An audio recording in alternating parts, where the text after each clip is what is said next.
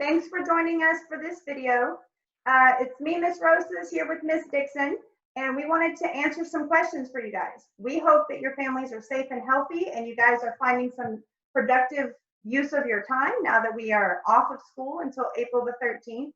And we know that you probably have some questions for what does that mean for my schoolwork, and what does that mean for band? How do we do band online? So we wanted to answer some of your questions today. So we're going to start off with talking about how band is online. Ms. Dixon, can you share with us how we find that? Sure.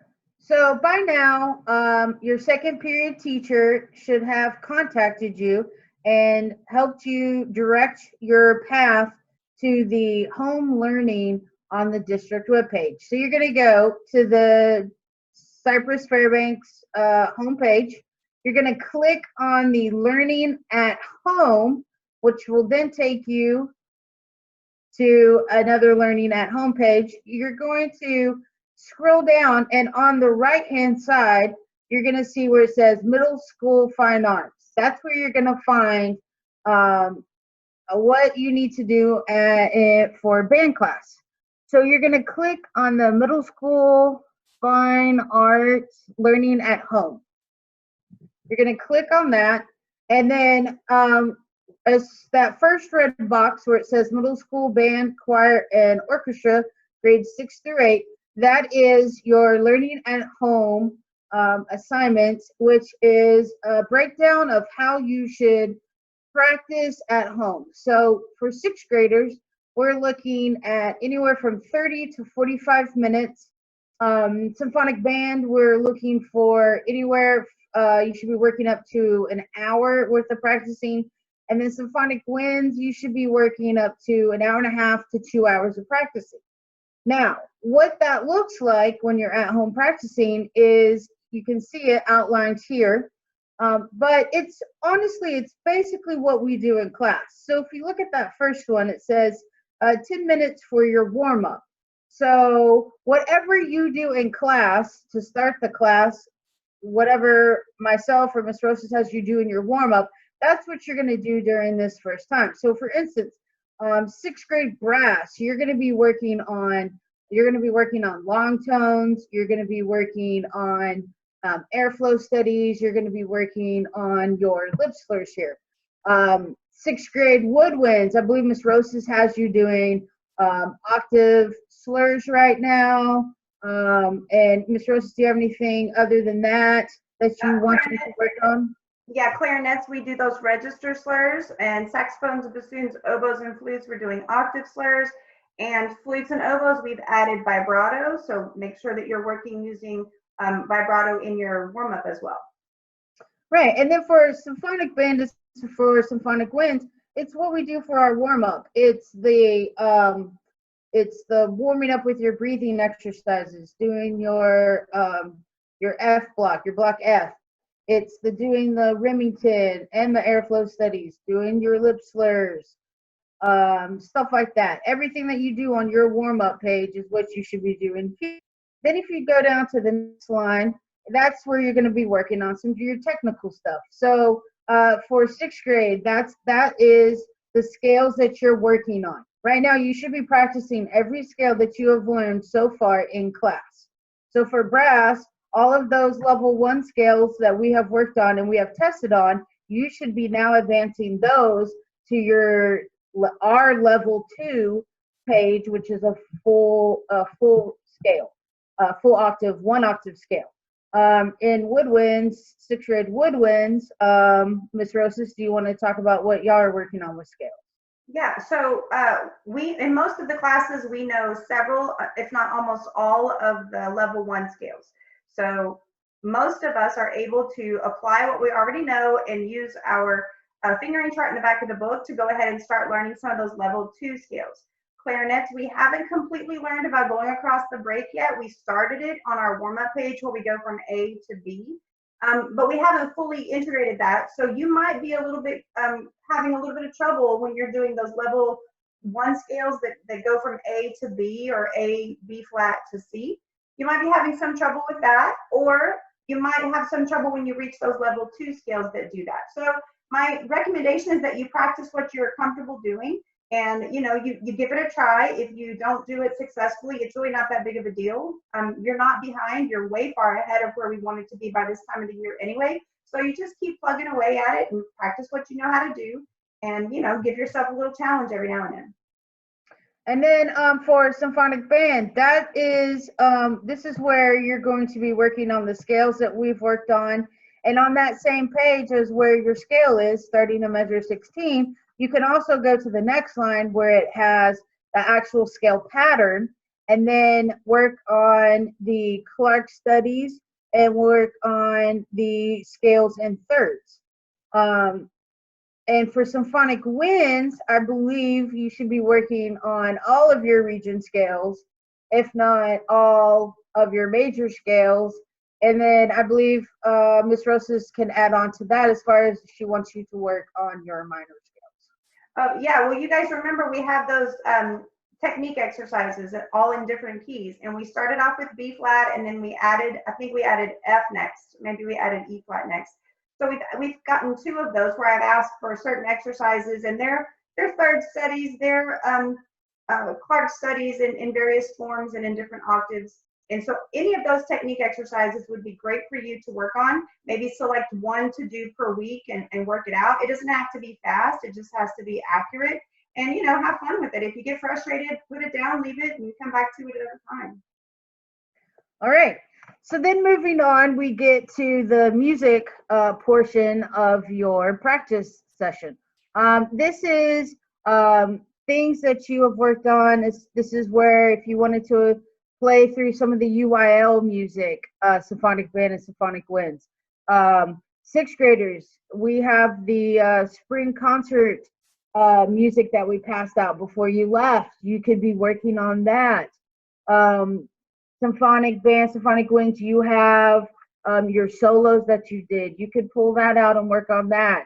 6th grade, you could go into smart music and work on the objectives that we haven't gotten to in class. Maybe try to get ahead and see if you can get to the end of the objective page that you have in your book. So these are some things to work on in your music practice. And then after that, there is a thing called Sight Reading Factory. And I'm going to let Ms. Rosas tell you how to get there and how to utilize this program. Okay, so the first thing we're gonna do is we're gonna go to cfisd.net to the homepage. I'm gonna click on the Learning at Home. I'm gonna follow the link that gets me to the Fine Arts page. We just showed you guys how to do that.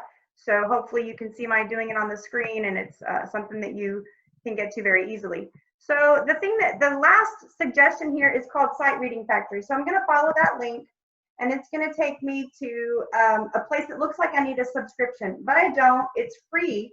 A lot of companies have made a lot of their products free for education during this coronavirus epidemic or pandemic, excuse me, that we're in. So, okay, so this one's gonna be free for us. So try it for free. I'm gonna click on that. And then I have these choices. I can select any of these. Looks like 9, 10 choices on here that I wanna work on. I can do rhythm only exercises where I'm clapping and counting. I can do for my instrument where I get to do notes and rhythms. So I'm a clarinet player. I'm gonna go ahead and select clarinet. So we have these different levels. Level 1 is for 6th grade. Whole notes, half notes, dotted half notes, quarter notes, and dotted quarter notes. As 6th graders, we left off, we were doing dotted quarter notes when we left off for spring break. So that's a perfect place for you to start. Level 2 is a perfect place for symphonic band to start. You can see that it's whole notes, half notes, dotted half note, quarter note, dotted quarter note, eighth note, and that's exactly what you guys is the requirement for your sight reading. So that's a great place for you to get started on level 2. Level 3 is going to be a place for symphonic winds to get started. Of course, you can challenge yourself. Anybody can work toward level 3 if you wanted to. Obviously, we would encourage that. But level 3 is where I would recommend that symphonic winds begins. And then we have 6 levels, and you can see how complicated the rhythms get, and it provides you an audible instruction as you play along. So let me show you. We're going to select the symphonic winds category, level 3. We're going to select a 2/4 time signature. So here I get to choose what scale I want to play. Now, symphonic winds students, you might be ready to play some minor scales. You might want to sight read in minor, go for it. I'm going to select something that is really, really comfortable to me. So what scale, when I look at these key signatures, what scale do I know the fingerings for really, really well?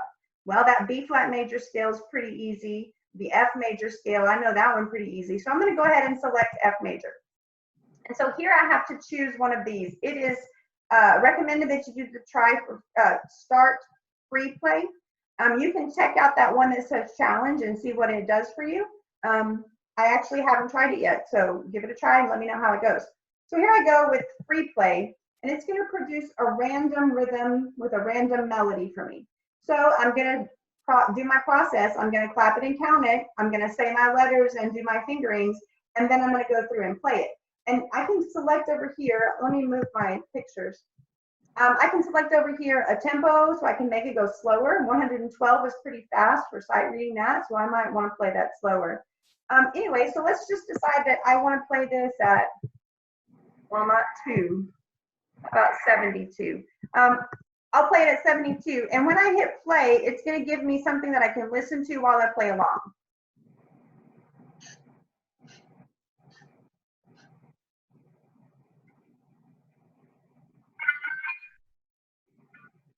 So you can see that it provides you, whether you're doing it right or not, it's going to be something that's going to help you go, oh, I did it right, or, oh, I messed that up, I need to go practice that again. So I think this is a really good tool for you guys while you're practicing. Gives you something new to practice, something different to take a look at. And then just the very last thing that it shows you on your warm up, your routine for practicing at home is some listening examples. And so I think, Ms. Dixon, we might have taken that slide out, but maybe you want to go over those, that page that says that. Yeah. So with all of this going on, a lot of groups have been opening up and giving free subscriptions to listen to their different groups. And when I was going through all of my schooling, all of my college, the biggest thing is listening is just as much practice as putting the instrument to your face. So it's really important to get out and to use these opportunities and listen to as many professionals as you can. And so PBS has a link that you can click where you can listen to some stuff. Khan Academy Music. You might need to register for an account, it looks like, but you're going to be able to learn some stuff. Detroit Symphony and the Berlin Philharmonic, both excellent groups. You should definitely click on these and maybe just have a family night and y'all all stream and listen to a symphony. It's quite enjoyable. So I would greatly utilize those and take advantage of that. And then one last thing on the practice that I wanted to say is I don't think that you have to sit down and do this practice session in that 45 minutes or that hour or that hour and a half to 2 hours. You can break this up throughout the day. So in my practice sessions, I would get up in the mornings, eat breakfast, brush my teeth, all that good stuff. And then I would do my warm up and then I would take a break. And then I would come back mid-morning and I would work on my technical stuff and so on and so on. So don't feel that you have to sit down and carve out 45 minutes for all of your practice. Break it up. I find that you'll actually enjoy practicing much more that way than having to sit and do it all in one. Okay, right? Awesome. All right, so now we're going to move on and talk about what should you do about your instrument.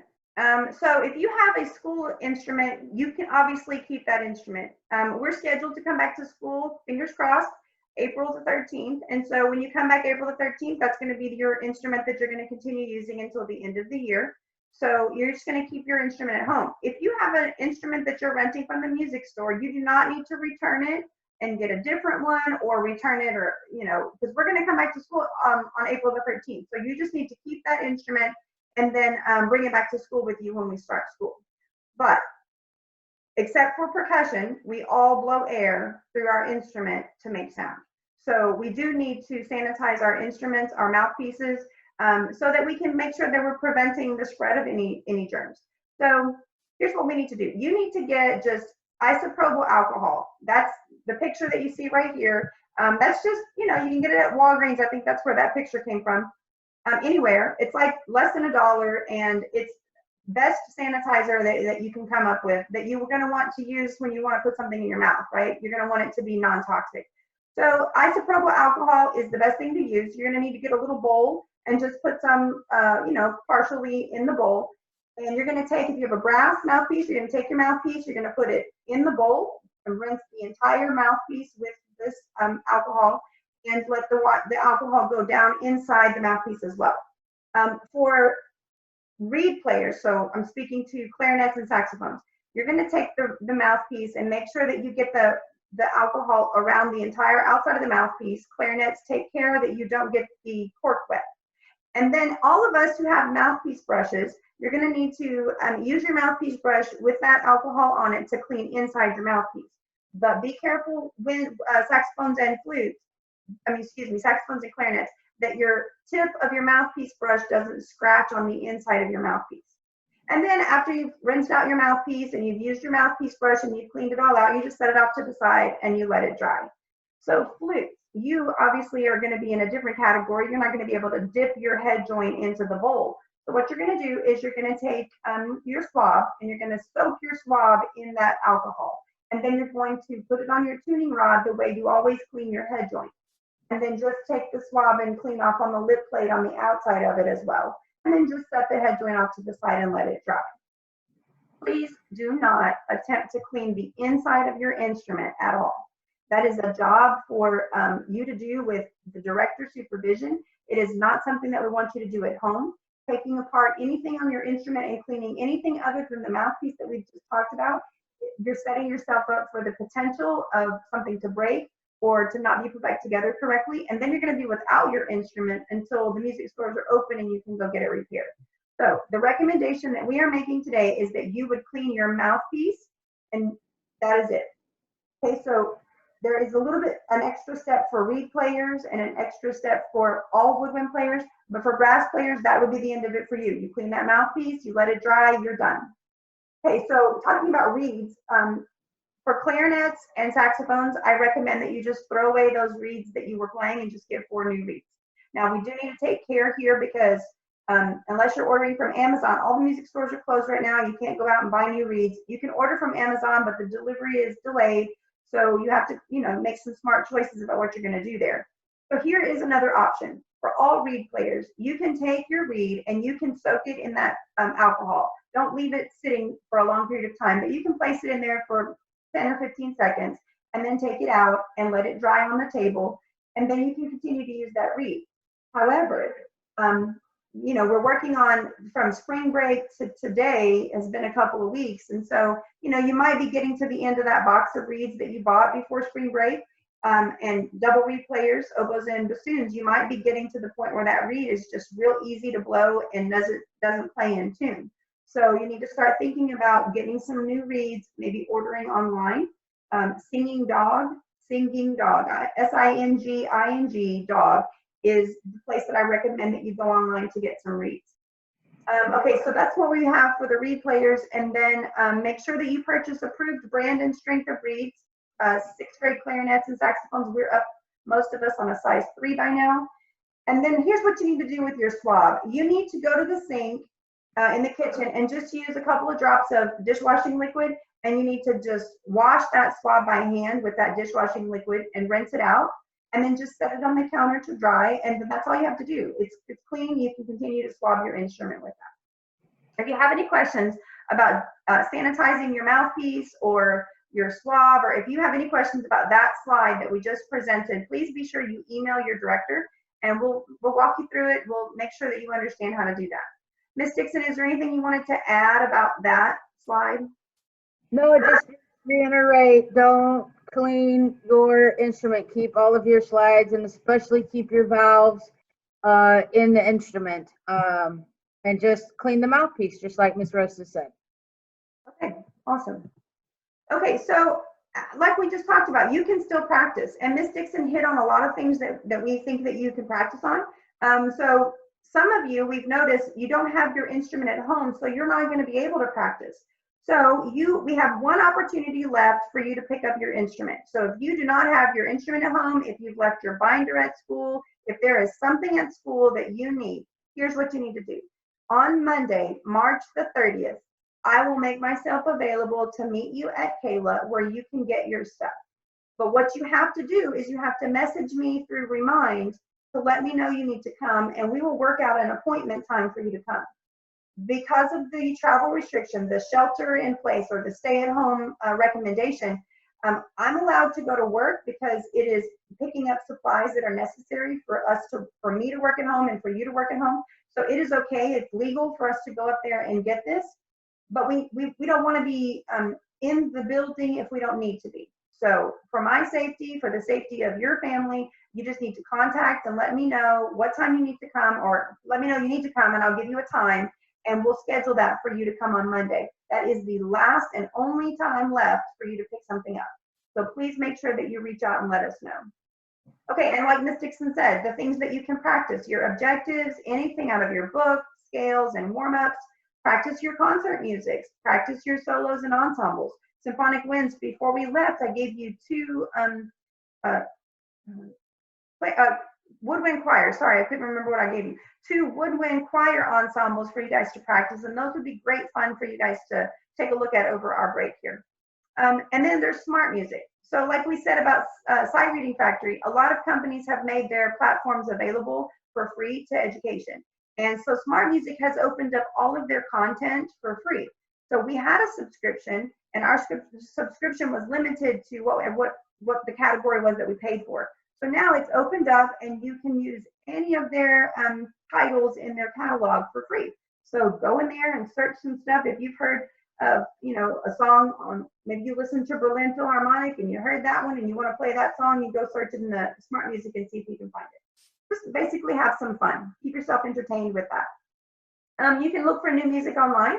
So you could search free sheet music and include your instrument and come up with some fun things to play. Another really cool idea is you could FaceTime, Skype, or Google Meet, or however you do that on your own social media platform. You could do that with friends and practice together. Sometimes the sounds don't match. For example, there is a delay, and so you can't always play at exactly the same time. But for example, in this particular situation, I could play for Miss Dixon, and then Miss Dixon could play for me, and then that would be a fun little practice session. We could help each other out. And then the last suggestion, and you might have seen some of these things floating around on social media, is to do some collaborations. There are 3 popular apps for those collaborations. It's GarageBand, Acapella app, and Soundtrack. And so what they do is, there's a person in charge of it, and they create a video, and then all the other people create a video of their part of the song. And then the person who is in charge collaborates it, puts it all together, and makes a video. So here's an example of one that was made on the Acapella app.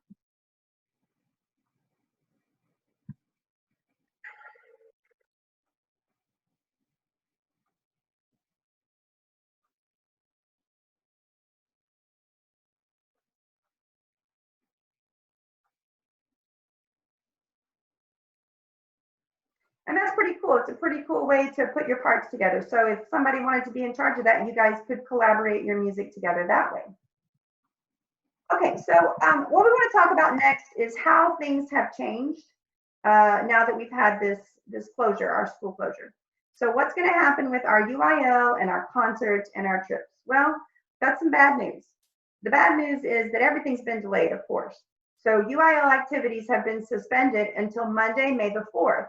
So we go back to school April the 13th, and then UIL will decide when they're going to reschedule, or if they're going to reschedule our music events. At this time, we don't know if they will be able to reschedule. Nobody wants to have UIL the last week of school. So we just don't know what's going to happen, and I can't even begin to speculate. And so we're just going to have to wait and see what happens when we get back to school. I can tell you that our spring concerts have been canceled. And I know that's very, very disappointing. But we had the 7th and 8th grade spring concert and the 6th grade spring concert completely canceled. So what does that mean? Well, it means that we're going to have to find some creative ways to produce a concert at the end of the year. And we could do one of those collaborations. We could put it together. We could video record 4th period or 5th period in our band class, and we could have a little concert. And so that's possible for sure.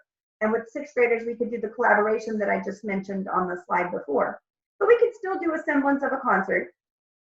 But you know that we like to make it very special for our 8th graders as they leave. And it's your last concert with us, and we want to make sure that it's memorable and that it is a tribute to the legacy that you're leaving behind.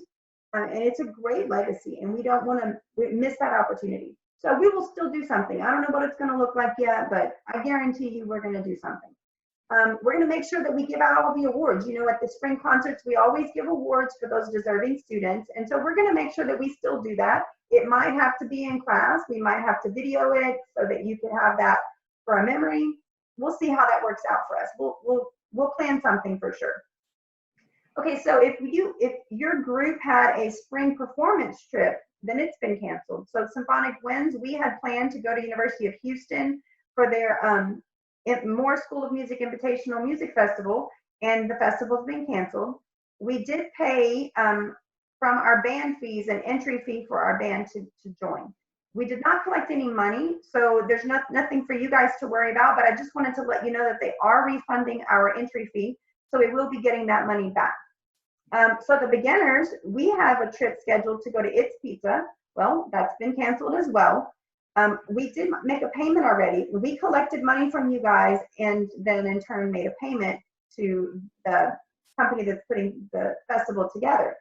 I asked for a refund, and at this time they have not committed to giving us a refund. I don't know what's going to happen.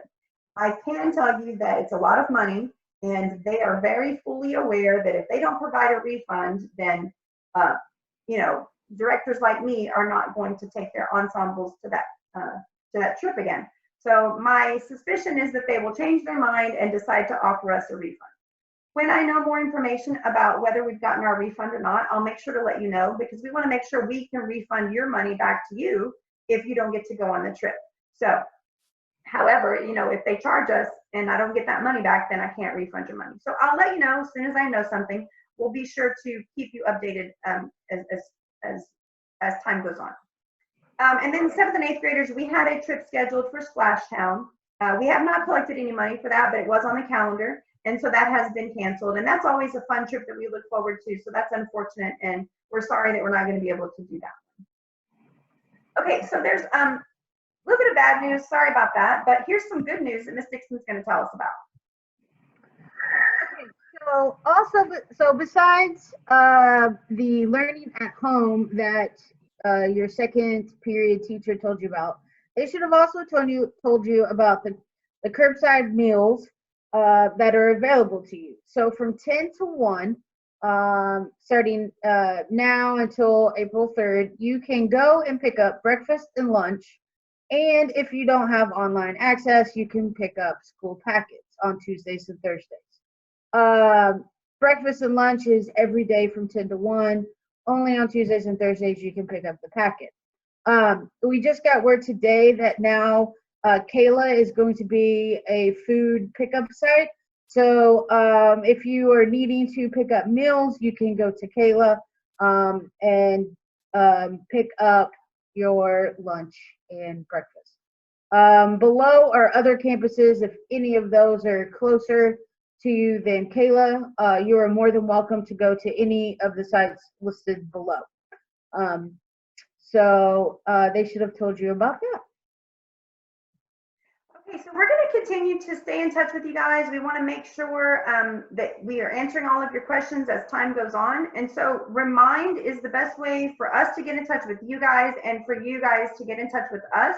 So you can message me or Ms. Dixon on Remind when you have a question, and we'll try to respond to you as quickly as possible. And when we need to get information out to everyone, we're going to message you through Remind as well. I also, Ms. Dixon and I would like to set up next week some Zoom meetings. We'd like to do a Zoom meeting with the beginner band and a Zoom meeting with the symphonic winds and the symphonic band. Partially, and the majority of the reason is because the truth is we miss you guys. It's hard not making music. You know, we're musicians. She and I are musicians, and that's what we live to do. And making music with you guys is just so much fun, and I truly miss it. And so I just want to see your cute little faces and smile at you and wave at you and talk to you, and then to be able to answer some questions for you guys. Oops. To be able to answer questions and see how your practices are going and see if you have any questions. You know, we want to make sure that you are, you know, using your resources. And so if you're having trouble getting to Smart Music, or if you're having trouble getting to Sight Reading Factory, we want to help you with that.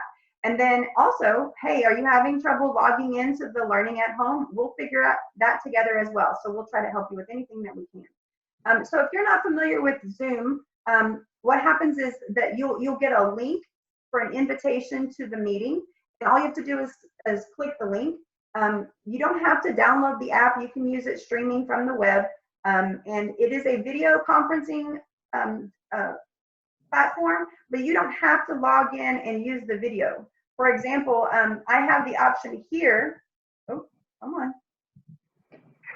Oh, yeah, now it's not going to show. Here we go. I can stop video, and you can still participate in the conference, but I don't have to show you what's going on. So, you know, if maybe I didn't fix my hair today and I didn't want you to see me, then I could join as a non-video participant. Also, there's an option for calling in. So you could call in and listen to the meeting instead of, you know, like if you were in the car and you wanted to have it on audio. So we invite parents and students for those meetings, and we want to make sure that we are here for you and providing as much ways for you to get in touch with us as possible. We've listed our email addresses there for you guys in case you need them. So please let us know. Ms. Dixon, did I leave anything out? Is there anything you want to add? Nope, just that we miss you. We miss you guys. Okay. Oh, Ms. Dixon, we got to do this for first period. Okay. I'm the band director who loves you. And I'm the assistant band director who loves